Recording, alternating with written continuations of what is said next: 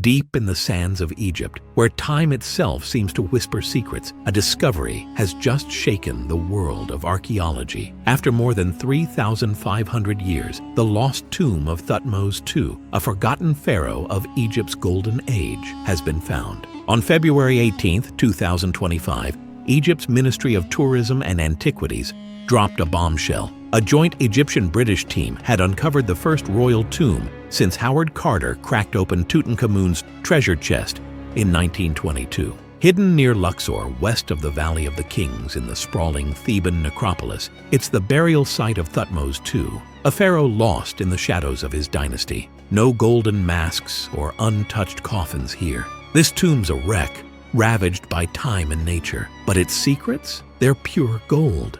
So, who was Thutmose II?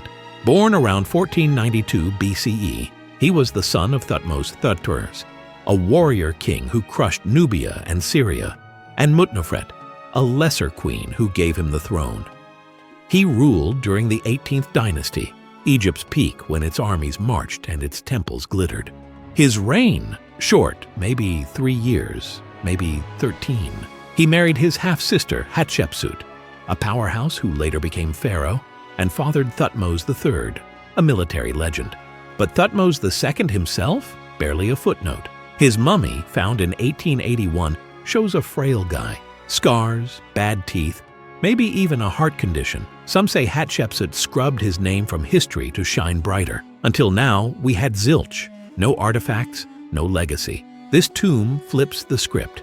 The tomb, tagged C4, popped up in 2022 near Deir el-Bahari, Hatshepsut's old stomping ground. For years, it was a mystery. Then, in 2025, the team struck pay dirt. Fragments of alabaster jars surfaced, etched with Thutmose II's name and Hatshepsut's too. Proof they ruled as a pair. Plaster walls flashed blue inscriptions and yellow stars, a royal signature. They even found bits of the Book of Amduat, a pharaoh-only text about battling underworld demons like Apep, the chaos serpent. But here's the kicker: the tomb's trashed. Around 1479 BCE, a monster flood hit after his death. Water smashed everything: walls, goods, the works. Priests hauled his body and treasures out fast. His mummy ended up in a secret cache at Deir el-Bahari, alongside 40 other royals, stashed there in the 11th century BCE to dodge tomb robbers. What's left in C4? Just enough to blow our minds.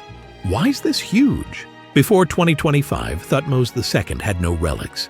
Zero, nada, nothing in museums. Now we've got his jars, some with traces of myrrh, a burial spice worth more than gold back then. The Book of Amduat scraps mention a 12-hour journey through the night, facing gods and monsters. His tomb spot, outside the Valley of the Kings, hints at a weird burial choice. Was he avoiding rivals like Amenhotep I, whose tomb's nearby?